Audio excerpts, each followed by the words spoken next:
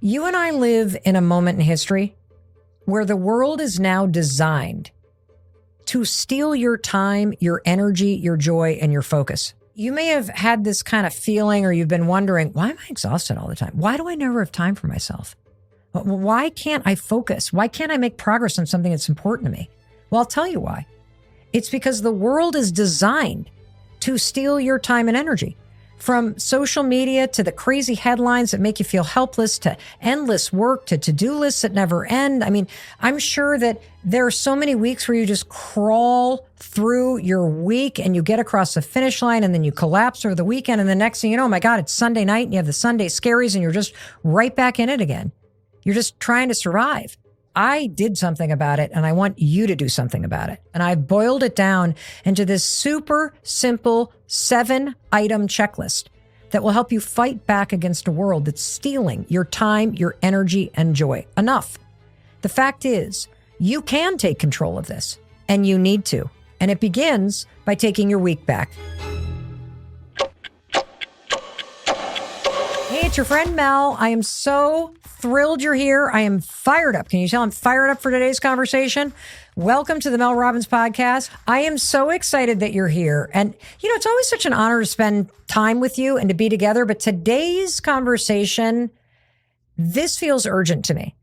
And that's why if you're a new listener, I want to take a moment and intentionally, purposefully welcome you to the Mel Robbins podcast family. I am thrilled that you're here for this conversation. And because you made time to listen to this particular episode, I know that you're the type of person who values your time. You want to use it wisely. And here's what I'm going to tell you. This episode values your time too, because I'm going to teach you how to take your time back from a world who is stealing it. I'm going to teach you how to take your energy and your focus and your joy back from a world that is designed to rob you of it. That's right. You heard me right. I mean, have you stopped to think about how you are now living in a moment in history where everything about the world today, it is purposefully stealing your time. You've heard the phrase, time is money. Well, so is your energy, your focus, your joy. I mean, the headlines make you feel helpless. Work is endless. Social media, oh my gosh, doom scrolling, stealing joy, stealing time, stealing energy. And your friend Mel Robbins, I'm going to tell you something. You have to wake up and take your power back. And if somebody forwarded this episode to you and recommended that you listen to it, I want to remind you of something. You have people in your life that care about you. You have people in your life that believe that your time and energy is valuable. That is a very cool thing.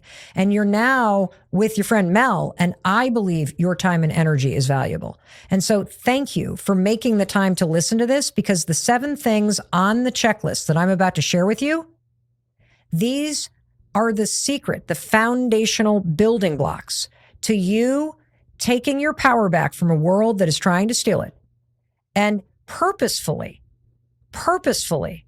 putting in place the 7 things that will help you create a great week.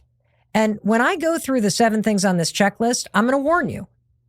This is not like some super fancy, intellectual, crazy, complicated thing. On the surface, every one of the 7 things is going to be like, oh, well, that's a low bar. But they're so deep and so profound. The research you're about to hear is going to not only make every one of the 7 things feel urgent, it's going to make you know why they matter. And you're also going to go, oh, well, I'm not currently doing these things. No wonder I feel powerless. No wonder I have no time. No wonder my energy is drained. And I can't wait to share this with you, because you can do every single thing on this checklist. And the checklist is what makes this research that you're about to hear from Harvard Medical School, Harvard Business School, all of these incredible studies that have been done around the world. It makes all of this knowledge actionable and doable. And before I jump in, and I cannot wait to jump in because I can't wait for you to take your power back and start having great weeks again. I know you're going to be going, oh my gosh, slow down, Mel. Do I need to write these down? I want to make this so easy for you. I want you to have a great week every week. So I have a 1-page download for you that you can print out. You can hang it on your fridge. You can put it on your desk. You can put it on your dresser. It's free. Just go to melrobbins.com/week. That's it. melrobbins.com/week. Put in your email. I'll email you a download. Boom. Now you got the checklist for every week. And I want you to have the checklist because when you see it, it will remind you, oh, these are the 7 things I need to check off. And if I check off these things, then I can plan to have a great week. But here's what we're going to do. Regardless of the day of the week that you're listening, regardless if it's a good week or it's a lame week or it's a hell week or it's a amazing week, I want you to listen to the entire conversation right now with me. I want you to learn and absorb everything. I want you to truly embrace the truth, the simplicity, and the brilliance of what I'm about to say to you. That having a great week isn't what you think it is. Having a great week is a combination of 7 simple things. And I'm going to unpack all of them. But I want to make sure that you understand before you try to implement it, the whole process, the research, the step-by-step stuff. You're going to be nodding along. You're going to be thinking of a million people you need to send this to, so be generous with it. And listen, and then you can go to melrobbins.com/week and get the 1-page download so that you're reminded of everything we talked about, and then you can implement it. I'm going to do all the heavy lifting. I want to set you up for success because you chose to hit play. You chose to make the time for this. And so, by God, I'm not only going to make this fun to listen to, you are going to feel so excited about the week ahead of you because you're going to have the 7-item checklist that's going to make it great. All right, you ready to jump in? Me too. Let's start with number 1. And the very first thing on the checklist to creating a great week is you got to do a brain dump. Now, I know what you're thinking. What is a brain dump? It is as simple as it sounds. You're going to take everything that's up in your brain that's weighing you down, and you are going to get it out of your brain and dump it onto a piece of paper. It is the equivalent of mental vomiting. You're just going to put it all out on paper. I have done this for years. And for years, the way that I have used a brain dump is anytime I feel overwhelmed or I start to feel like I'm starting to ruminate, or if you get a case of the Sunday scaries and you're starting to dread the week ahead, or you feel like you've got a lot to do and you didn't get it done over the weekend, you need a brain dump. And here's what you do. You take out a piece of paper and you just start writing down everything that is in your head. And it's going to be random stuff. Like, it is fascinating how much you actually carry upstairs in your mind. And you're probably not even aware of it because you're going to start writing things like, I got to pick up the dry cleaning. I got to make lasagna. I got to call my mother. I've got to finish that presentation at work. I need to finish reading that chapter. I got to clean out the drawer in my bathroom. And it's going to go ba ba ba ba ba ba. You might have to put down, I got to stop crying. It's going to be unbelievable. I got to buy the birthday present for that friend of mine. I got to call that friend back. It is incredible. Once you rip that seal open, how much is going to come pouring out of your mind and onto a piece of paper. And one of the reasons why a brain dump is so liberating is because, first of all, every time you write something down, you feel a little space in your mind free up. It's really cool. The second thing that you're going to notice is, holy cow, I actually carry a lot around, and you're going to be kind of impressed with your mental capacity. And it's also going to show you, no wonder I can't focus on anything because I've been walking around up here with clean out the back closet and don't forget to call your sister and you got to pick up that thing. Oh, one thing that's on my brain dump is we went on a family trip for my dad's 80th birthday.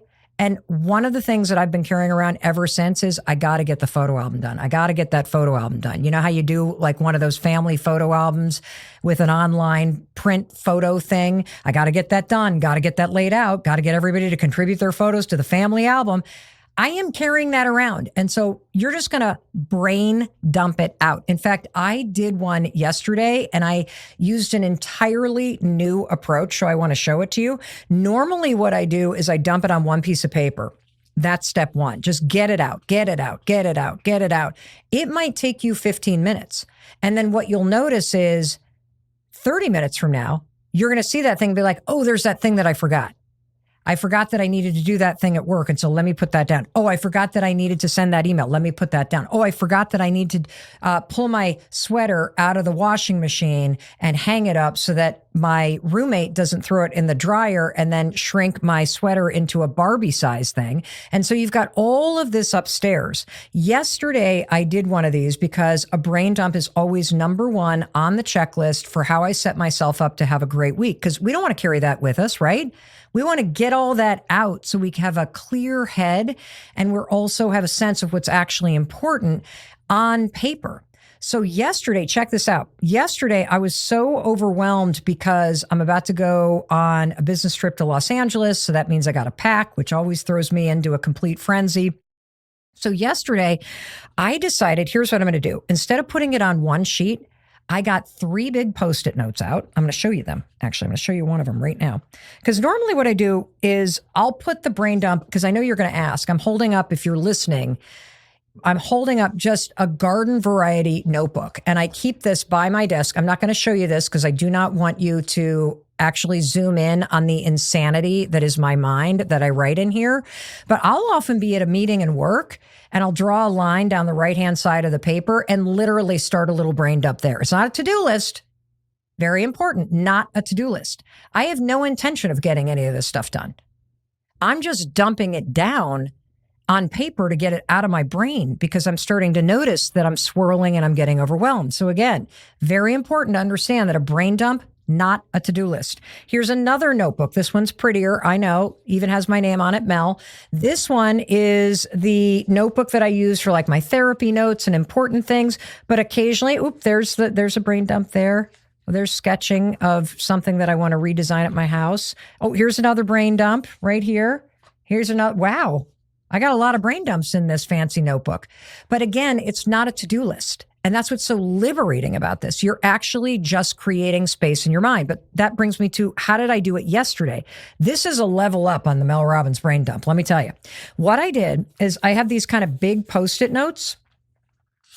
I literally put 3 Post-it notes out on the island right here. Check this out. And I put work at the top of one, and then I put personal, and then I put home. So it was work, personal, and home. And I put them on the counter in the kitchen. And all day long, it was the most liberating thing over the weekend. I would just walk past and be like, oh yeah, I got to get ready for the speech I'm giving for Microsoft. Oh yeah, I got to remember to pack 3 microphones for LA. Oh yeah, I got to make sure to do this thing that's not going to make any sense to you, but the code is map and the blueprint and map it to the marketing ops job, which means absolutely nothing, but it means something to me. And more importantly, now that it's on this little Post-it note, it is not in my brain. And that's what you need. And so whether you start this checklist by just taking out a piece of paper that is from your printer paper, or a spiral bound notebook, or your journal, or you use this 3 Post-it note system, work, home, and personal, and you just keep it out, and you just are dumping it out. That's what you're doing. And one of the things that you're going to notice, and this is where things get liberating, is especially the things that were on my list for home. 99% of the stuff on my list is not happening this week. And yet I'm carrying it around in my head. I'm not going to organize my bathroom drawers right now. That's not what I'm going to do. I am not going to go through the pantry and find everything that's expired and actually get rid of it. That's not what I'm going to do. In fact, you want to know what's come up on my to-do list for home over and over and over and over again? I'm almost embarrassed to tell you this because I've talked about this on social media. I think I've talked about this on the podcast before. But what comes up every single time I do a brain dump? Every weekend, literally. I have lived in this house in Southern Vermont for 4 years. We don't have a single photo of anyone in our family hanging on any wall. Not one. Not one. 4 years I have lived here. 4 years. And not a single photo of our family hanging on any of the walls. And so every single time I do a brain dump, do you want to know the 2 words that ends up on that single piece of paper or this weekend in my elevated home brain dump list? picture wall. I mean, I know you have something like this. In fact, as we were talking as a team about this, our executive producer, Tracy, was like, oh my God, I can't believe you just said that. My husband and I have lived in this apartment for almost a year. I am sitting next to a shelf that still has baggies on it. It is on my to-do list to organize the shelf. I'm not going to get this done this week. And I'm like, exactly. And you still need to dump it on the brain dump list, because this is not a to-do list. The whole purpose of this is to get you to get everything out of your mind so that you do not succumb to the Sunday scaries. Get everything out of your mind so you don't start the week in a state of overwhelm. Get everything out of your mind so you're not dragging all of this stuff that's knocking around in your brain like a pinball machine into this week. We're not doing that. So if you start with the checklist item number 1 and you just do a brain dump and just write everything down and just keep coming back to the list. Here's for work, here's for personal, here's for home. Here's for work, here's for personal, here's for home. Here's for work, here's for personal, here's for home. Boom, you're done. And you're going to feel lighter. It's sort of like a mental spray tan. I got one of my first spray tans ever. You know, my 25-year-old daughter was like, Mom, you got to have a spray tan. You're looking really zombie-like lately in the videos. And so I tried a spray tan. I swear to God, I'm like, I need to own a spray tan machine. I feel like I'm 10 years younger and 5 pounds lighter. You are going to feel the same way after you do a brain dump. Okay, so that's checklist item number 1. So now you're standing there. You got your brain dump, barfed out mental stuff, piece of paper, or you got your 3 Post-it notes, right? Like I did this weekend, which I just loved, because the other thing that I loved about the Post-it note, I can then stick it into the journal that I carry around. So now I've got the reminder, you know, kind of right there. But you're going to be standing there feeling 10 years younger and 5 pounds lighter now that you did your brain dump. That brings me to item number 2. On the checklist for having a great week. You ready? You're going to free yourself. What does that mean? Oh, honey, you're going to free yourself of all the things on that little brain dump that you're carrying around mentally. Here's how you're going to do it. This is the most liberating thing in the world. You are going to cross things off. There is so much on that list that you have zero intention of doing this week. Just put a cross right there. Just take a Sharpie, wipe it right off the list. That's where you're going to free yourself of the burden of carrying this around. My friend Tracy, our executive producer, she's not organizing her bookcase. Cross it off the list. I'm going to tell you about another thing that I crossed off the list. So I have this box right here. I'm going to show it to you if you're watching YouTube, but you can hear it as you're listening to me. This is a FedEx box, okay? This big priority mail box. It is full of photos.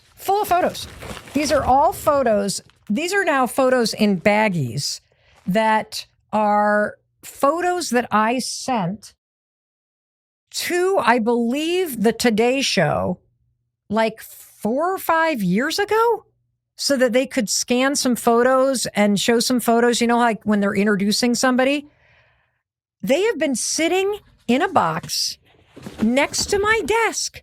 This is like a tractor trailer that I drag around mentally with me, because they sit next to my desk and I look at it and I think, I got to go through that. I got to get those back in the photo album things. I got to do something with it. You can hear this as you're listening to me. I pulled out some of them, and I have, look at this right here. I have a photo right here of me getting dropped off freshman year of college. This is a photograph from 1986. Why is this in my brain right now? Here's another photograph from December 1981 of me and Jody and my brother, an exchange student whose name I've now forgotten, ice skating on the lake by my... This is in my brain. I do not need to carry it into the week. I guarantee you, whether it's a bookcase or it's photos that you need to organize, or it's the junk drawer in the kitchen, or it's the bag of clothes that you keep meaning to drop off and donate, there are things on that brain dump list that are staring you in the face, and now that they are out of your mind, dear Lord, checklist item number 2, set yourself free. You're not doing it this week. Cross it off. Zero guilt. You are just claiming space. You are saying, you're not going into my brain. Not this week. No, thank you. Nope. We're not doing it. Doesn't this feel good? Can't you already feel like, man, I'm going to have a great week? I am not doing the family photo album for Peru this week. Just not happening. Cross it off the list. Because without doing this, you know what I would have done? I would have been on the plane to Los Angeles going, I should probably work on that Peru photo album. I should probably do this. And then I would spend a bunch of time sitting there thinking about the things I needed to do. No. And neither are you. Because you're going to start this week with checklist item number 2. After you do your brain dump, you're going to set yourself free of all these things that you carry around, and you're going to cross that off, and you are not going to have any guilt about it. You are going to claim your time, because as I said to you at the beginning, we live in a world that is now programmed and designed to steal your joy, to steal your energy, to steal your time. You and I, we are taking it back. That's what you're doing. You are making room in your brain and in your body and with your energy to not carry this stuff around with you. You're setting yourself free. Isn't this freaking awesome? Don't you already feel like it's going to be a great week? Of course you do. That's why you're going to love this checklist that you're going to print out, and you're going to have it right by your desk or sitting on your fridge to remind you, Saturday or Sunday, this is what I do. This is how I create a great week. I don't even care if it's a Monday or Tuesday or Wednesday. If you've had a terrible week, get the checklist out. Start right now. You can reclaim this. Step 1, brain dump. Step 2, set yourself free. Cross off absolutely everything that you're not doing this week. See that? You are in control. I love this. Now, the third thing on the checklist, you've done your brain dump. You have now set yourself free. Oh, baby.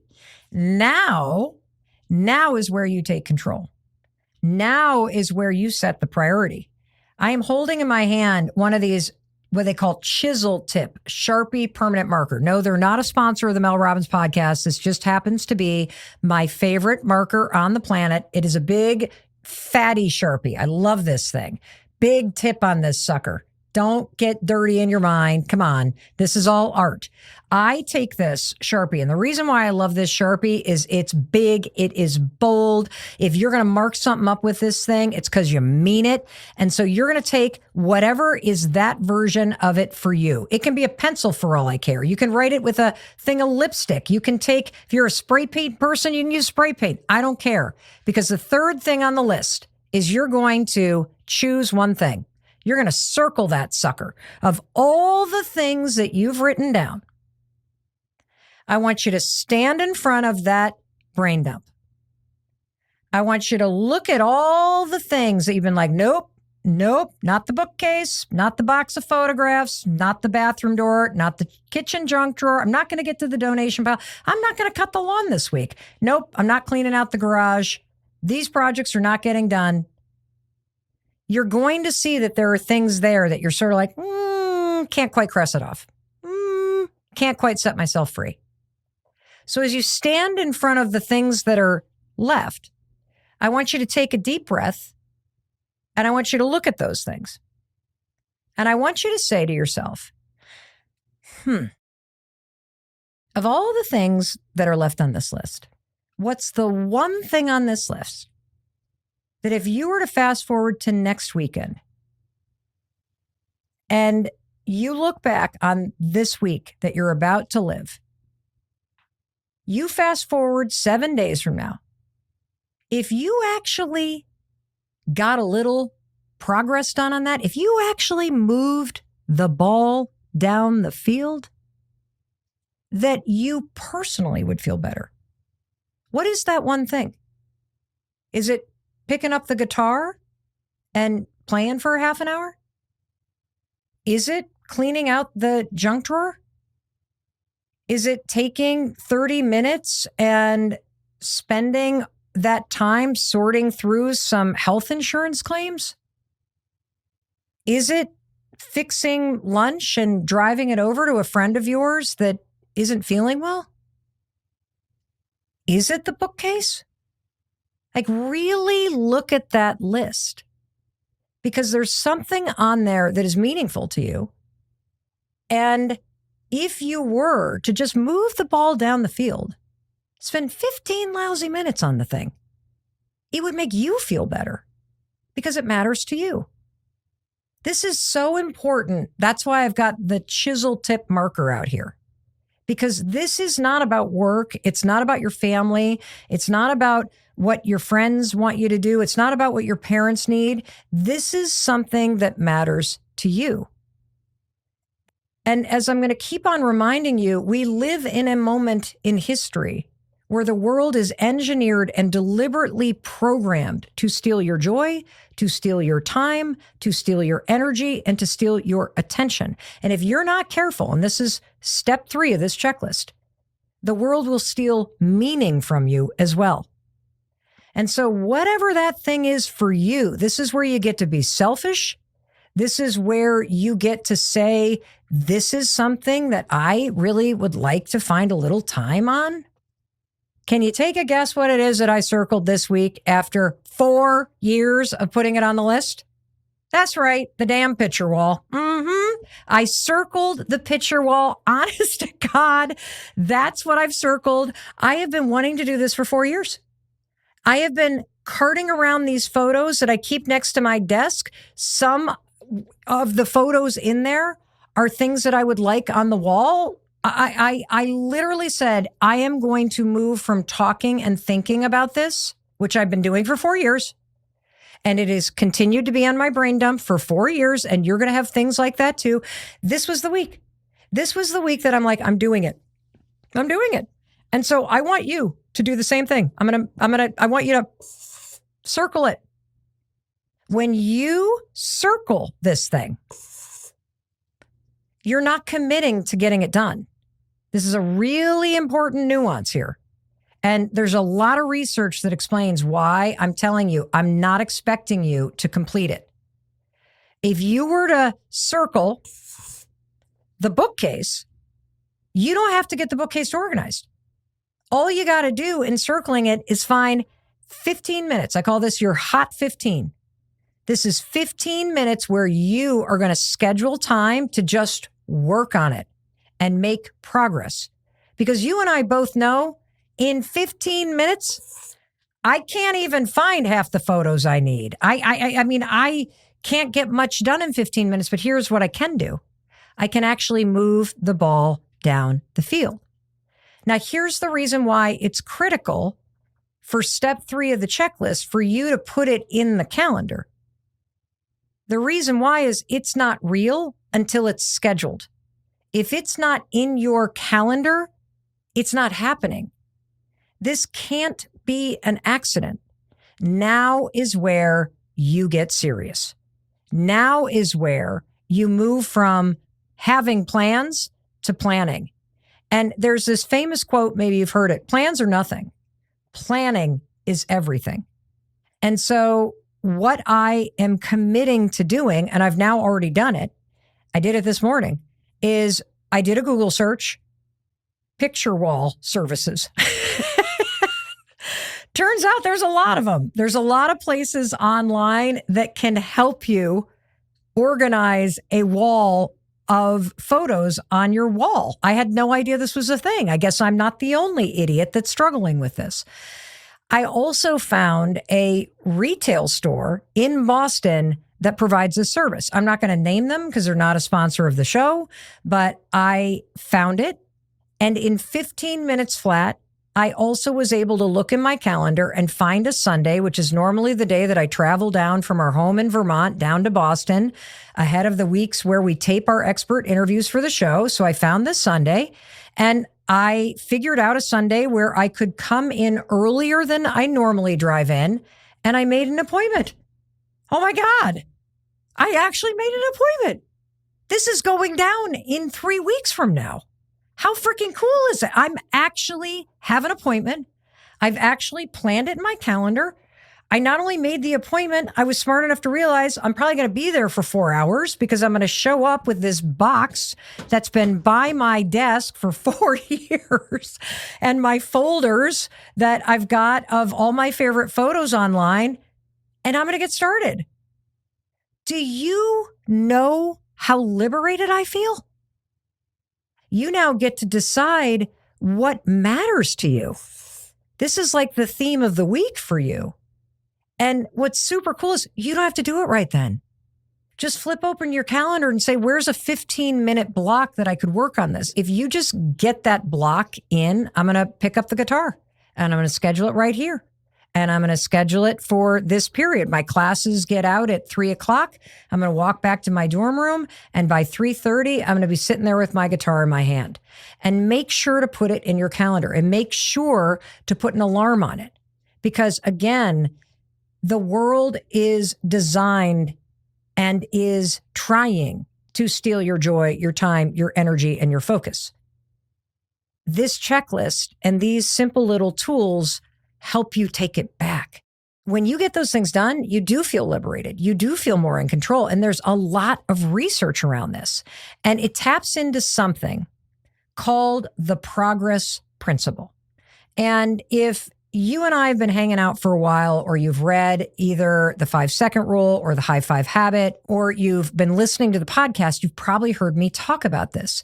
But I want to unpack this because the progress principle is one of the key principles that is foundational to my success. It's foundational to the way that I approach productivity, and this will change your life.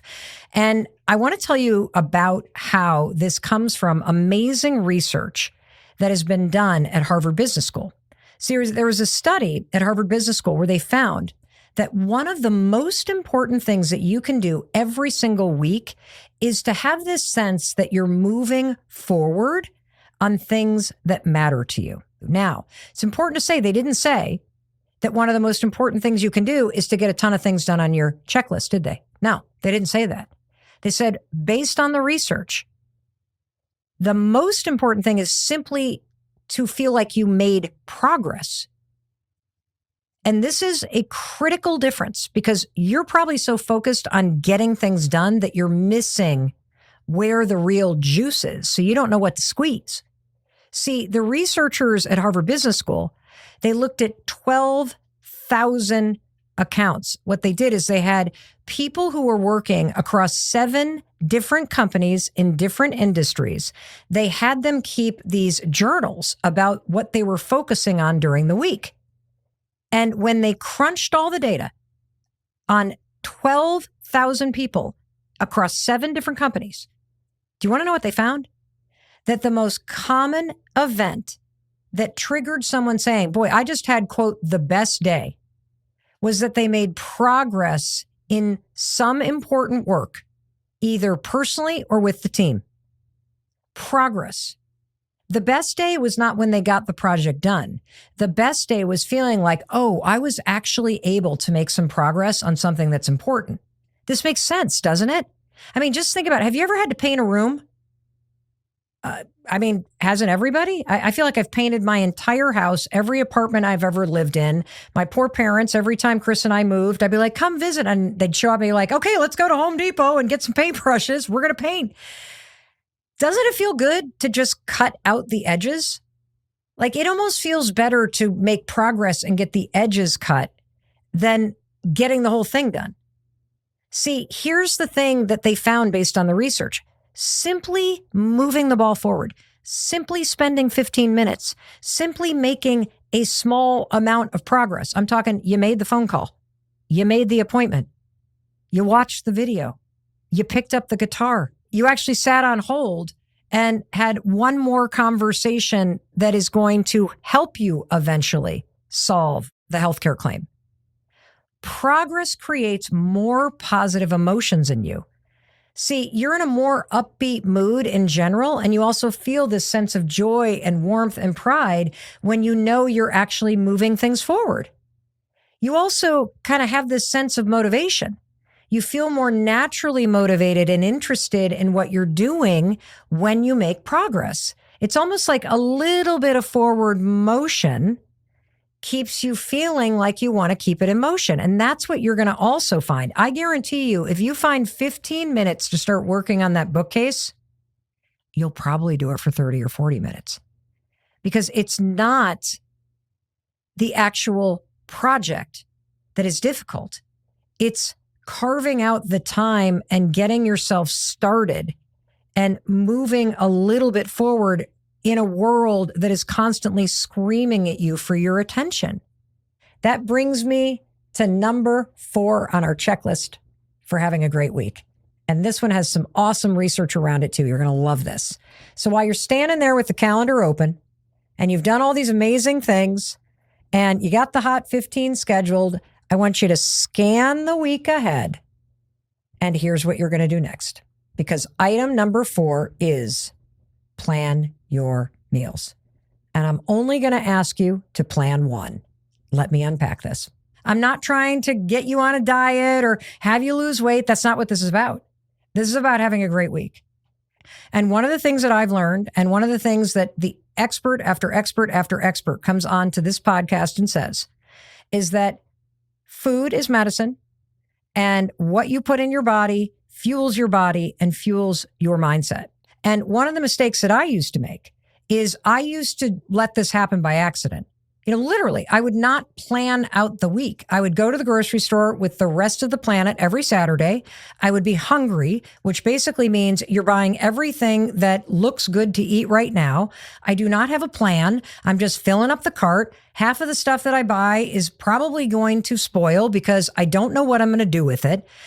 And if you're kind of nodding your head, or you're in that rut where you DoorDash every meal, you never cook, you don't have anything in your fridge, you get to work, you work till lunch, then you go, what am I eating? How about we stop that? Because one way to have a great week is to actually put on the checklist meal prep. And meal prep in the Mel Robbins world is not meal prep on Instagram, okay? You do not have to make 75 meals. You do not have to prep high protein stuff. I'm talking about planning in one simple way so that you have a great week. And here's what this looks like. You're going to have your calendar out.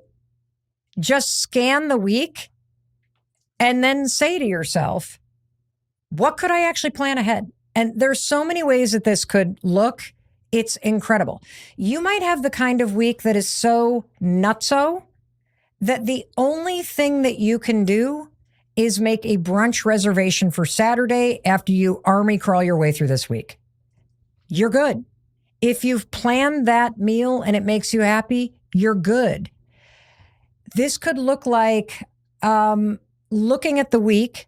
And if you have a roommate, or you live with a significant other, or you're married like I am, or you have kids that are living at home that can actually cook, or adults that are living back at home, it might look like going, oh, check this out. On Monday, Wednesday, and Thursday, we're all here. Why don't we figure out what we're going to have for dinner that night and actually look and say, okay, I'm going to make spaghetti on Monday night. I'm going to roast a chicken on Wednesday. I'm going to try this new recipe on Thursday, and then write out the ingredients that you need so that when you go to the grocery store, it's not like a traumatic experience. You got a plan, you got your list, Monday, Wednesday, Thursday.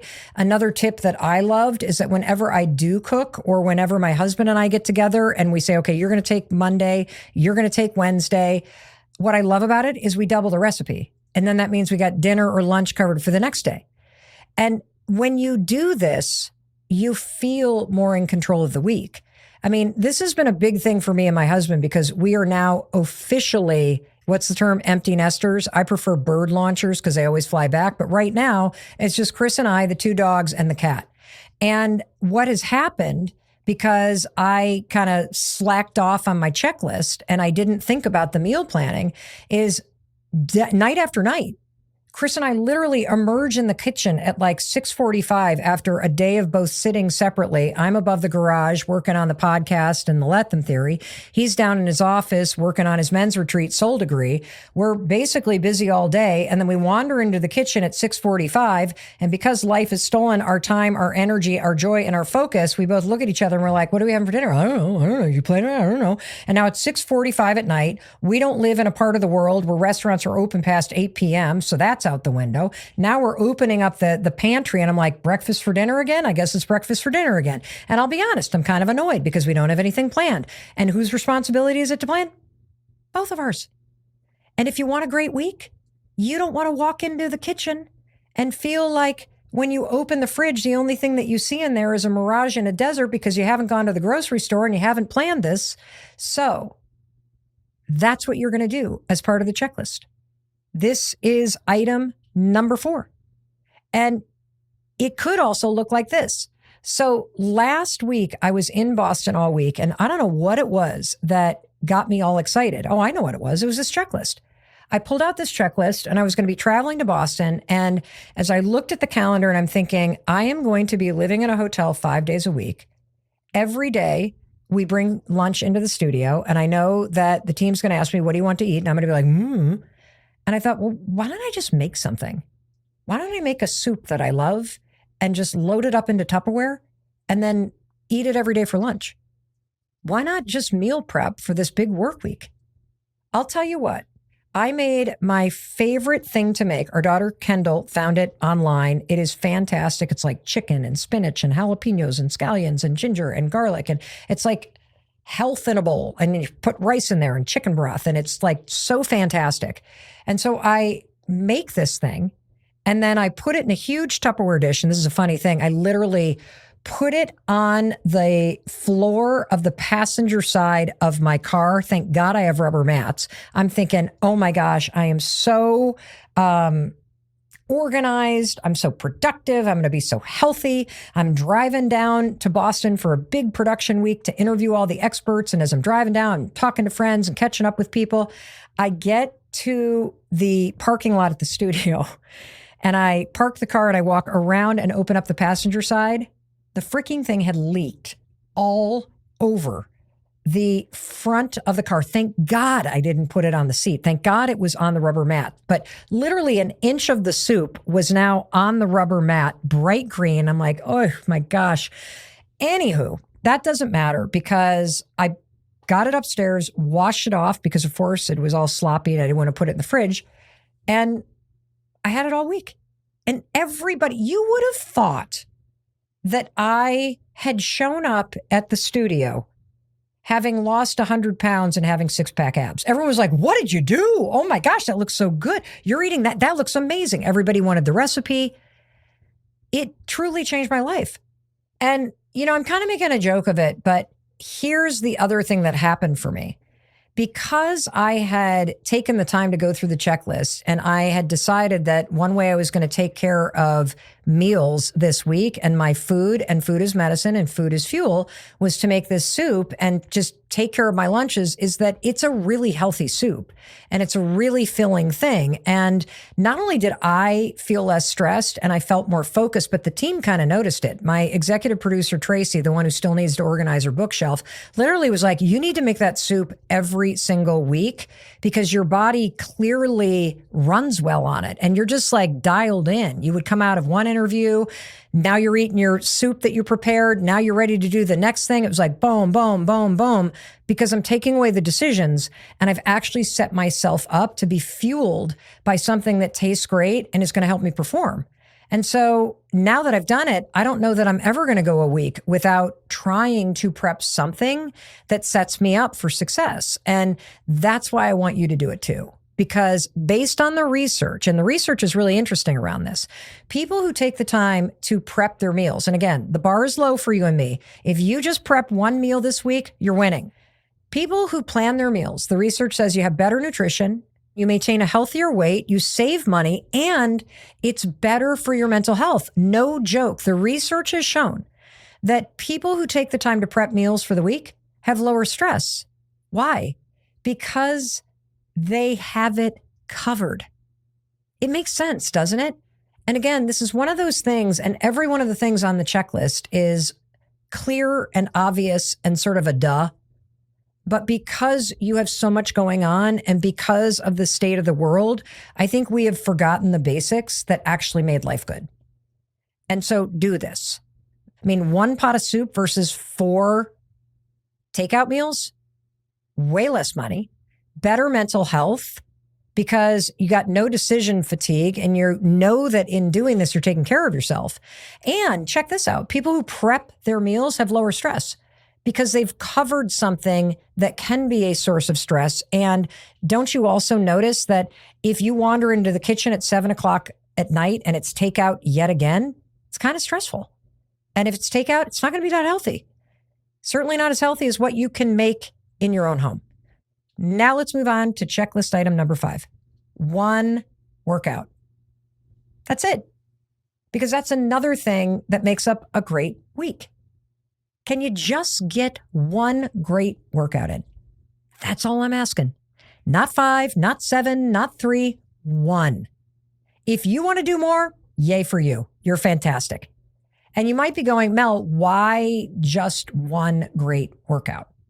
Well, first of all, if you're not working out because you don't have the time, because of course you wouldn't, you live in a moment in history when the world is designed to steal your time and your attention and your energy and your joy. So if you can't find the time to get that great workout in, then it's not actually a habit for you yet. And so it's never going to be realistic if you feel like you don't have any time to say, oh, I'm going to work out every day. All I'm asking you to do, find 1 good workout, okay? 1, because you can do that. You might not even be able to do it during the week, but you could do it over the weekend. I mean, have you ever had one of those weekends where you go away with friends or you are planning to do something in the city that you live in? Like, let's say you live in New York City and you decide you're going to walk the loop at Central Park. That's 6 miles. And you do it with a friend. And that takes like a couple hours. You look back on that weekend as one of the best weekends of the year. Why? Well, because you were out doing something. That's available to you now. And you can get it in if you plan. And if you say, all I'm asking of myself is 1 really good workout, 1 of my favorite yoga classes, just 1. You know, I'm about to head to Los Angeles and there's a studio there that I love because it's dark and hot and sweaty and I love the music. You better believe I'm checking the box on this checklist. And I am going to head to that yoga studio and be in that class, and I can't wait. And the other reason why I'm saying just 1 awesome workout, because there's research around the power of 1 workout, even if it's just 15 minutes. Remember how I talked about the hot 15? Yes, 1 15-minute workout makes a big difference in your health.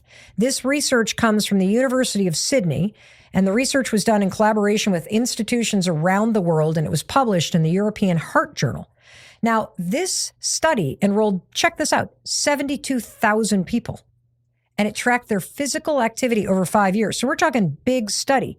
And in the published findings, even the people who only did 15 minutes per week of vigorous physical activity had a 17% lower risk of death from any cause and death from cancer compared with people who did nothing. And with about 50 minutes per week, death from any cause reduced by 36%. But if you can get just 15 minutes in, oh my gosh, that's amazing. And how are you going to get that in? You're not going to do it while you're standing there with your brain dump and your things you've crossed off and the thing that you've circled and your meal planning. You're going to plan for it. And here's why. Because when you look ahead at the week, I bet you can find an afternoon or a morning where you can find time to go for a walk.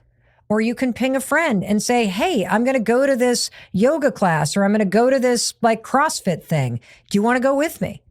And one of my favorite hacks to make sure I get this in is if I'm going to stream a class ahead of time, I take the link to the class and I actually put it in my electronic calendar with an alarm. That way, when it comes time to exercise, I'm not searching for that thing that I thought I would do. In fact, I have exercised the last 2 mornings in a row because I selected a mat Pilates class when I did this checklist last weekend.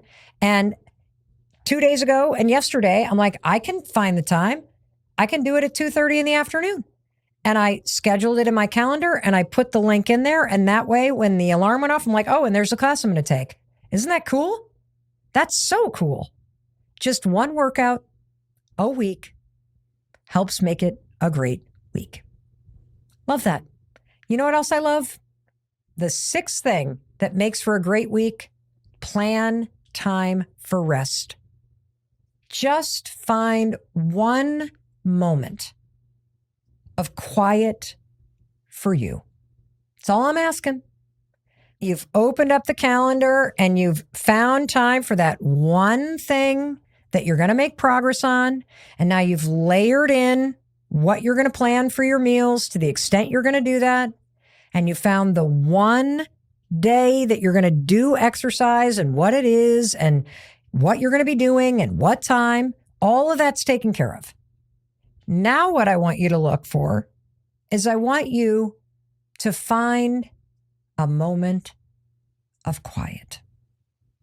That's it. Can you pick a night after work where you can just do something for you? My only requirement is that you're not looking at your phone. That's it. You got to rest. Could you make a cup of tea? Do you have a book that you're reading that you would love to just sit down in your favorite chair and do that instead of turning on the TV or doom scrolling? What constitutes rest is not being on your device. And this is hard because it's very weird. One of the reasons why we doom scroll on social media and hours can go by is because it kind of lulls you into this trance and we mistake it for rest. That's not rest at all. It's actually keeping your brain really wigged out and active and keeping your nervous system on edge and screwing with your dopamine. That's what it's doing. So that's not rest. What I'm talking about is scan your calendar. And I want you to find a time this week where you can give your brain and your body a little rest. And here's some ideas. Could you carve out a half an hour? Just take a bath or stand in a hot shower a little longer than you normally do. Could you have a cup of tea or make a mocktail and sit down in a chair and do nothing? Could you pack up a towel and walk over to a park and just lay it out and lay down on the grass and just look up at the sky and watch the clouds? Could you go for a walk in the woods with the dogs? That's what my husband does. I think those are his moments of walking, meditation, and solitude and a reset. But don't take your phone. Don't be listening to anything. If you have your phone, keep it in your pocket. Don't be looking at it. Just be outdoors. How about picking up the guitar and just strumming for the sake of playing music and resting, or sitting down at the piano and just playing? Or if you're somebody that loves crafting, I mean, I'm a big knitter. When's the last time that you knitted anything, or you picked up your needlepoint project, or you picked up your paintbrushes? I mean, if you're like me, you think that rest gets nothing done, and therefore you don't want to do it. You think that you got to always be doing something. Well, I want to tell you a little bit about the research on this, because the research says that if you are resting, you're just sitting there, feet are up, reading the paper, or just letting the cat sit on your lap. If you're doing that, you're getting something incredibly important done. First of all, you're reducing your stress levels.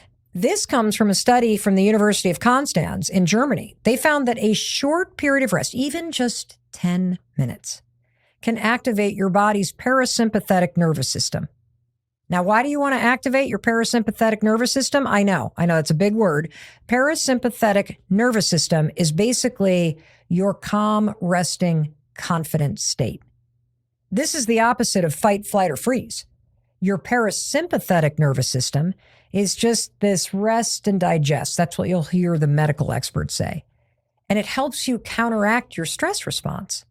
And see, your stress response is on all day long. So the first thing that happens when you put your feet up and you just rest is that it reduces stress levels.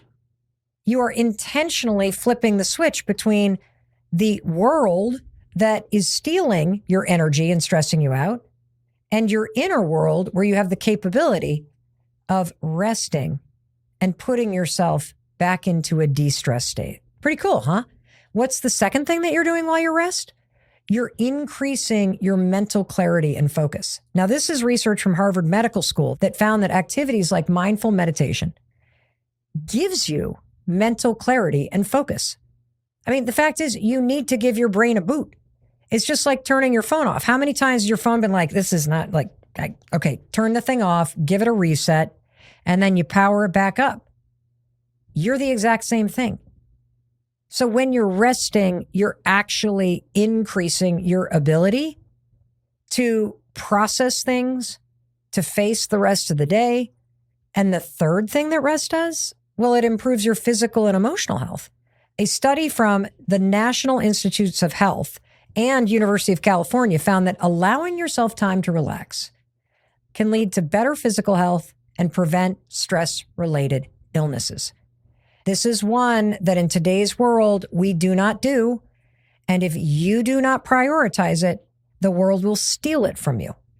And so if you feel burnt out, if you feel constantly on edge, if you feel chronically overwhelmed, you're procrastinating so much, you're going to tell yourself you don't have time to rest. I'm going to tell you you can't afford to not rest.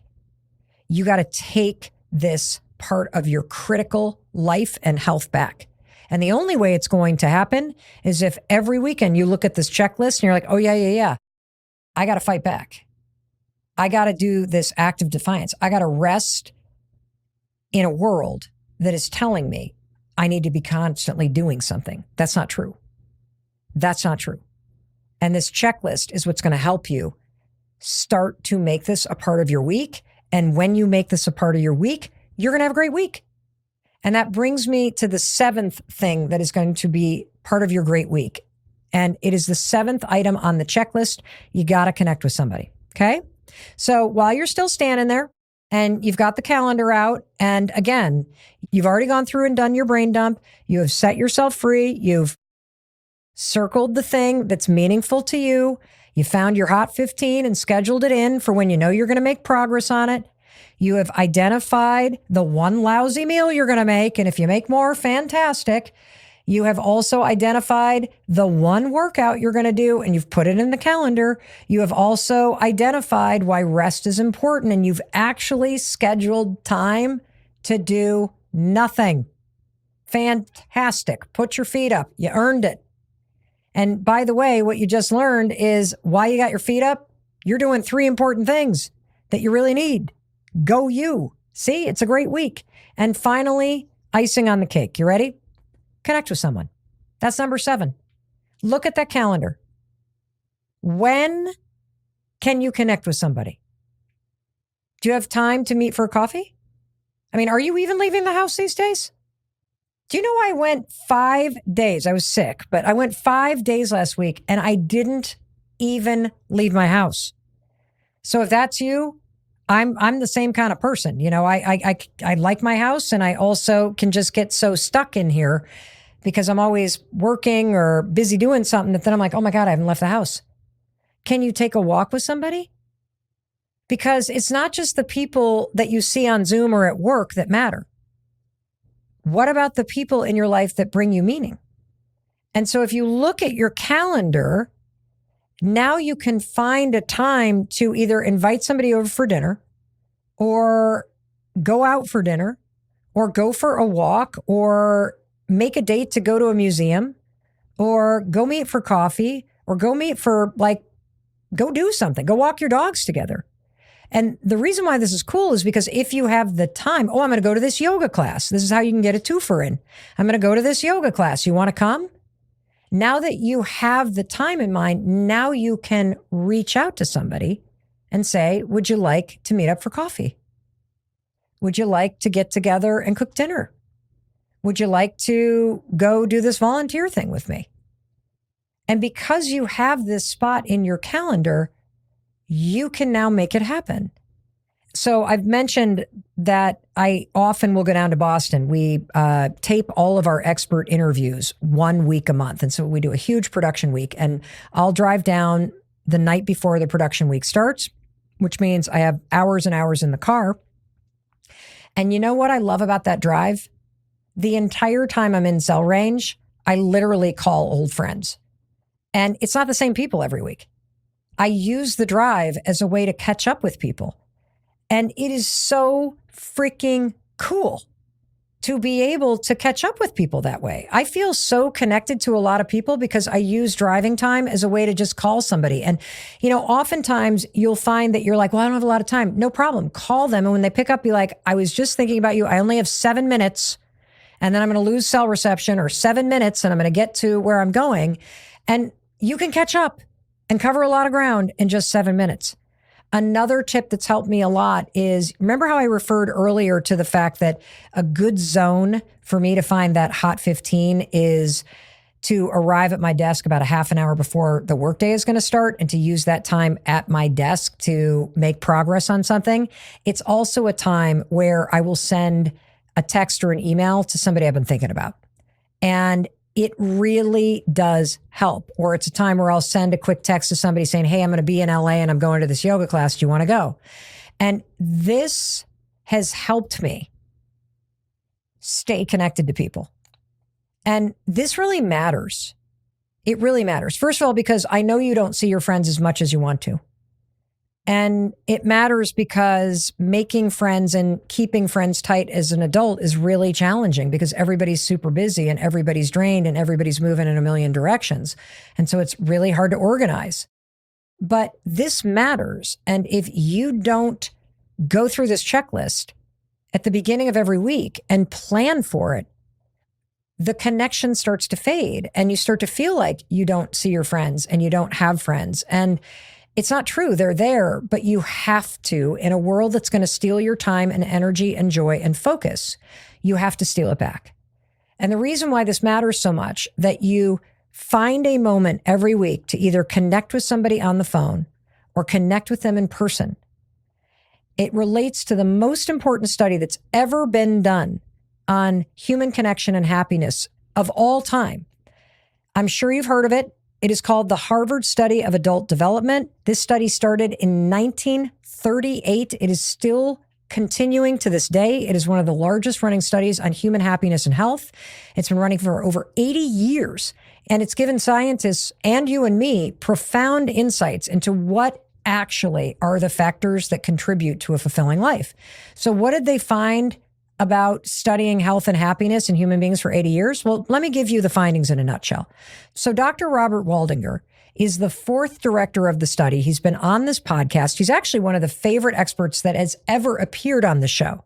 And Dr. Waldinger said that the study is conclusive. You need relationships to make you happy and healthy. And the key findings are undisputed. Number one, close relationships, more than wealth, more than fame, more than anything, are crucial for you to have a happy and healthy life. So that's why we're going to put them on the checklist. And relationships protect you from life's challenges. They help delay mental and physical decline. Participants in this 80-year-long study that had strong social ties, they experienced longer, healthier lives compared to those who were less connected. People who were lonely and didn't make it a priority. They didn't have it on the checklist. They had it in the back of their mind. Oh, I need to call so-and-so. But again, remember, you have to get it out on paper. You have to plan for it. Otherwise, it's not happening. People who were lonely had earlier health decline and were less satisfied with their life. And as I'm saying this, aren't you kind of thinking to yourself, well, this is why the week gets away from me? It's true. Like, it's kind of one of those conversations when you're like, Mel, you're just reminding me of what I know.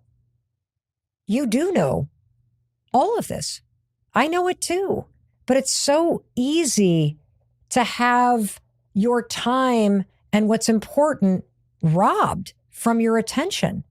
And instead, you find your days just filled with this meaningless nonsense or other people's emergencies, or your energy drained by stupid stuff. It's happened to me. And I love this checklist because you can come back to it over and over and over again. And this checklist summarizes into action the foundational research that creates the building blocks to not only a great week, but a much better life. You can find this checklist at melrobbins.com/week, but I'm going to walk you through it real quick. Brain dump, free yourself by crossing it off, choose one thing that's important and schedule the Hot 15. Plan one meal that you're going to cook, plan one workout, plan one moment that is time for rest, and intentionally plan the time when you're going to connect with someone. You do that. You put it in your calendar, you check that list, you are having not a great week, but a fantastic one. I promise you. And don't just take my word for it. You can count on it because of all the research that supports everything that I'm telling you and everything that I'm doing in my own life.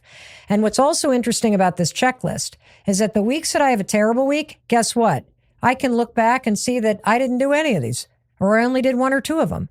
This truly is the guarantee and the checklist to make the next week of your life a little bit better, a little bit brighter. And if you do all 7, I actually think your week is going to be way better than you think it's going to be. And you deserve that. And in case no one else tells you, I wanted to be sure to tell you that I love you and I believe in you and I believe in your ability to create a better life. And what's interesting about creating a better life is that you don't do that over the course of years. You do that with the decisions that you make every day. And everything that you learn today is something you're capable of doing. It's something that you know how to do. It's something that I think deep in your heart you know actually works. And that's why I'm so excited, not only to see what happens in your life, but I'm also excited to see what happens in the lives of everybody that you share this with when you use this episode as a way to connect with them and you share this with them as well. I just think the ripple effect is going to be incredible. And so thank you for taking the time to listen. Thank you for spending this time together with me. Thank you for sharing this with people that you care about and want to connect with. And I'll talk to you in a few days. And in fact, I'm going to be waiting for you in the very next episode. I'll be there to welcome you in the moment you hit play. I'll see you there.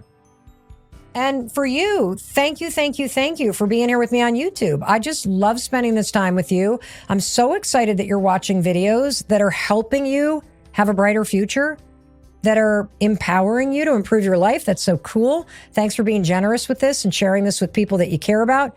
You know, I know that you love supporting people who support you. And one of my goals is that 50% of the people that watch this channel are subscribers. It is free to subscribe. And the reason why it's important to subscribe is it's a way to support me and the team so that we can continue to bring you extraordinary videos at zero cost every single day. And so please hit subscribe. Thanks for doing that. I really appreciate it. And I know you're thinking, Mel, what do I watch next? I think you're going to love this video, for real. Check this video out. I'll welcome you in the moment you hit play. I'll see you there.